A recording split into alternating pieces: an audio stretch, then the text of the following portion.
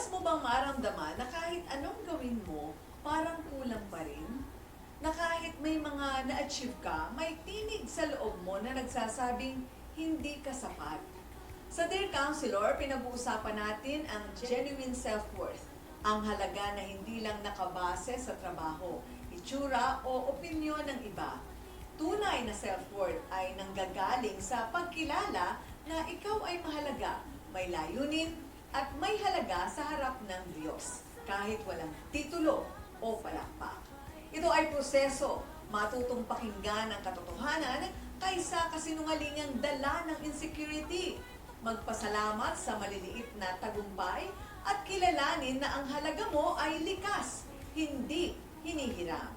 Yan ang ay dapat, kaalamang nagbibigay linaw, paggabay na may malasakit at mensaheng nagbabalik sa tunay mong halaga. Ako po si Doc Engineer Arnold Divina.